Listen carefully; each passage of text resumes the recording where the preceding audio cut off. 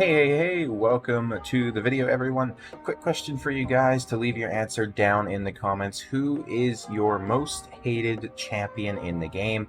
It can be looks, it can be playing against them, it can be just that they're generally useless, that kind of thing. I think for the sake of this conversation, we're going to leave out uncommons and commons, though, so any rare, epic, or legendary that you absolutely hate in the game, go ahead, let me know down in the comments, and let me know why. I'm genuinely curious to hear the answers. It's kind of the counterpart to, who is your favorite champion? What I'm going to be covering today is the Doom Tower. Last night I was actually able to go through and beat all 120 floors of the normal Doom Tower. I by no means have amazing gear or amazing champions that are, amazingly geared. I do have a couple amazing champions, so we'll talk about that. But what I want to do is I want to go through and I want to show you guys how I actually managed to beat it. So the first boss that I'm going to be covering is the Nether Spider, since this is the boss that a lot of people in my clan seem to have trouble with, or have trouble progressing past, or they don't really understand the strategy of it. So what I'm going to do is I'm going to come over here. I'm going to pull up the Yumi Love page. Let me get this here.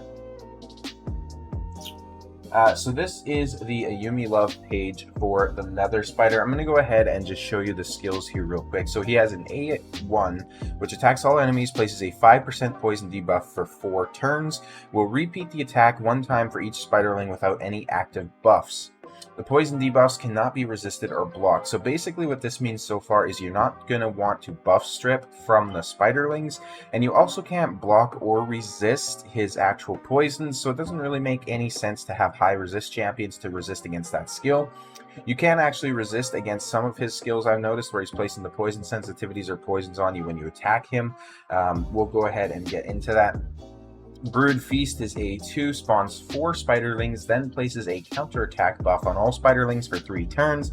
Will team up with all spiderlings to attack all enemies if a spiderling is spawned by this skill.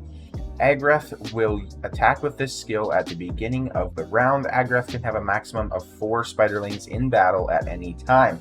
We're going to go ahead and look at the spiderling's first skill then, in that case, which is the Juvenile Venom, which is attacking all enemies, placing a 5% poison debuff for 2 turns, cannot be resisted or blocked. So again, we can't resist or block those poisons. The Elder Lurker passive counterattacks when an enemy decreases Agreth's turn meter. The damage inflicted is equal to the amount of turn meter lost. Will ignore 100% of defense. So with that in mind, it is good to have your champions with high HP as well. That way, when it's ignoring defense, you're not going to get one shot kind of thing, because if you have high defense and it ignores it, you're done, right? So Tide of Toxins passive attacks all enemies at the start of each turn, deals damage from all poison debuffs on each enemy instantly. When attacked by an enemy under a poison debuff, increases the duration of all debuffs on the attacker by 1 turn, then places a 25% poison sensitivity debuff on them for 3 turns. When attacked by an enemy that has no poison debuff, places a 5% poison debuff on the attacker for 4 turns. This debuff cannot be blocked or resisted. So this actually is kind of what I was talking about, where you can resist some of this stuff. It says it can't be, but I have actually seen, and you'll probably see when I'm doing my runs, that there is some resistance coming in there as well.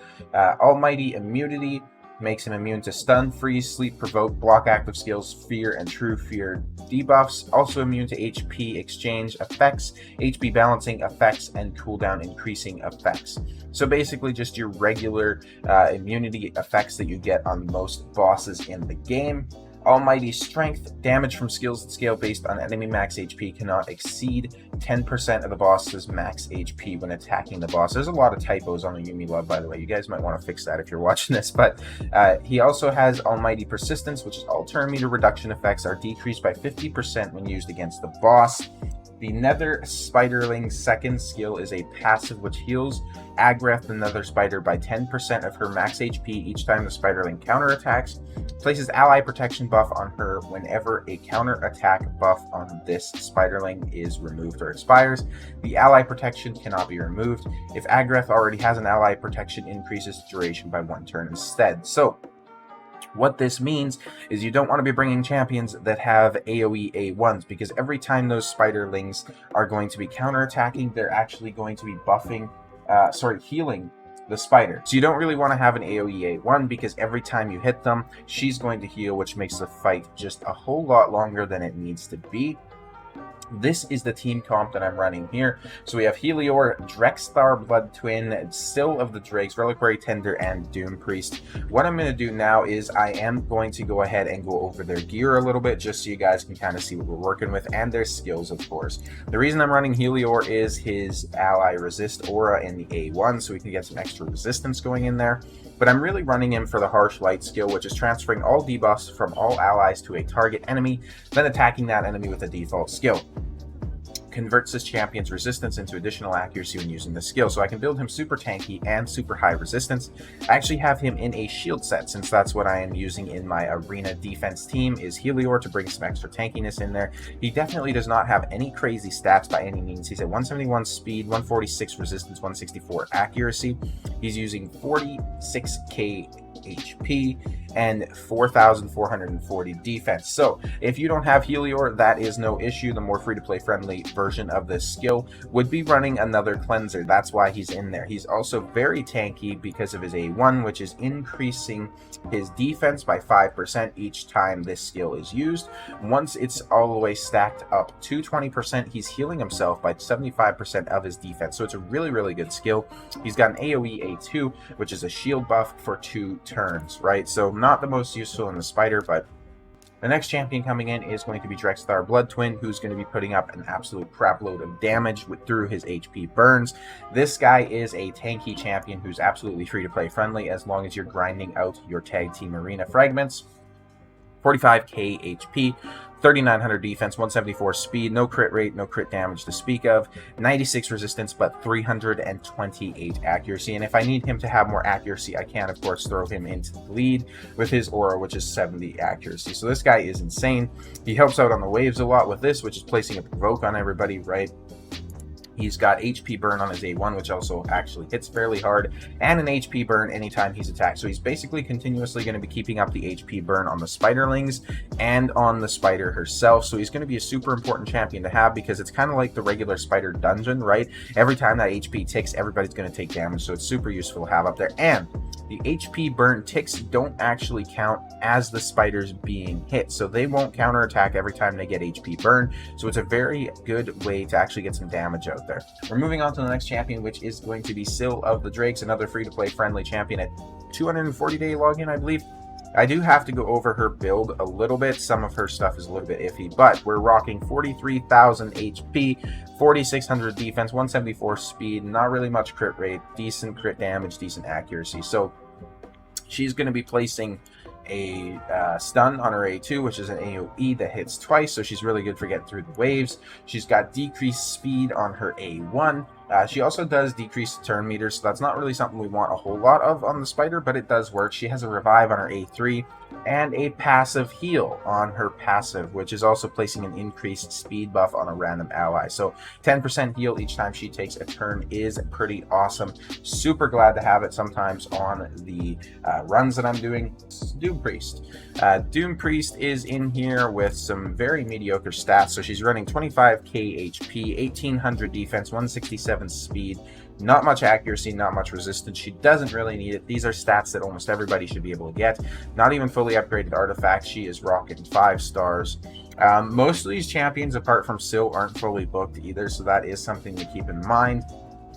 The reason Doompriest is in this is literally her A1 and, more importantly, her passive. So every time she takes a turn, she's healing everybody by 7.5% of their HP and removing 1 random debuff from them at the start of her turn. So she's going to be bringing in extra cleansing, right? Because we don't want to be taking damage from those poisons, and we don't want to have those poison sensitivities on us. Since they are all unresistible or they can't be blocked, what we have to do instead is actually go ahead and just cleanse them, since that's the way that we can counter them. So this is a super awesome skill to have. Then she's just bringing in her A1, which is placing a increased crit rate, which I'm not worried about at all. Her A2 is essentially useless since I don't have any sort of attack-based champions on the game. They're all going to be on the team. Sorry, they're all going to be defensive-based for the most part. Last champion we have coming in is Reliquary Tender, who is honestly in some pretty terrible gear in my opinion. 30k HP, 141 speed, 1400 defense, no crit rate, no crit damage, and 135 accuracy. I don't know why she has that much accuracy.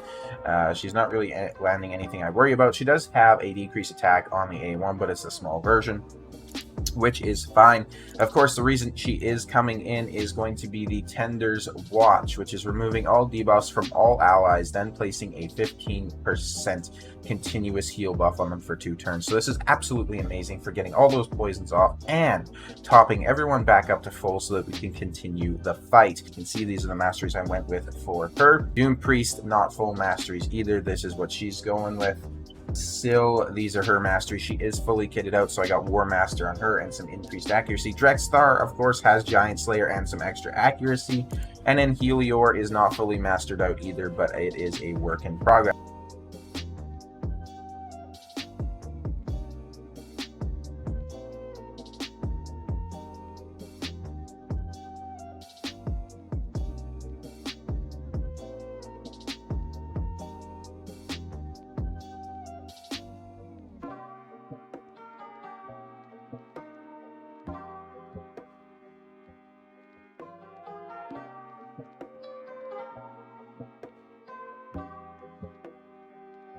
Alright, we're on to the spider now. Let's see how we do. We do have our poison transfer abilities and everything like that ready to go. Just been having some issues with the RNG the last few runs, so we got the debuff transfers there. We're just going to go ahead and start basically A1ing down the spider now. We got HP burns up on all the spider lanes as well, which is perfect. Every time the main spider goes, he's going to be taking those poison ticks as well as the HP burn ticks. So as long as they keep getting procced by Drexthar, we should be good. Reliquary will be able to come in with her cleanse right away too. I think we'll save it for one more turn though. Depending on what happens here, I think we might have to actually pop it. The RNG is a little bit funky, that's for sure. Yeah, we're going to go ahead and pop it here just to get those off, because Agreth will go ahead and detonate those poisons as well, so don't want to risk it for the biscuits. We got some continuous heals coming in as well, which is awesome. Getting some big damage coming in from those War Master procs on the boss there as well, of course. As you can see, Doompriest is just super useful here with her continuous cleanse every time she takes a turn. She'll be even far more useful if you're actually putting her in like a relentless set or something with high speed as well. You're not worried about Doompriest really doing damage. Obviously, if she's 6-starred, she can use War Master, right? But her main role is just to be a cleanser. Now, anytime I've done these runs, I usually have, it's going to be Scyl and Reliquary go down.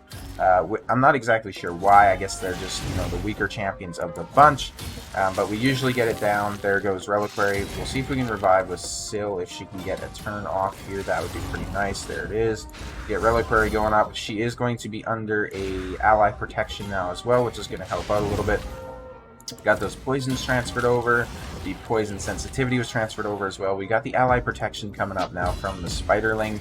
But the Spiderling just went down with one hit from Drex there. Let's see. Syl's about to go down here right away too. The poisons are all going to be coming in here.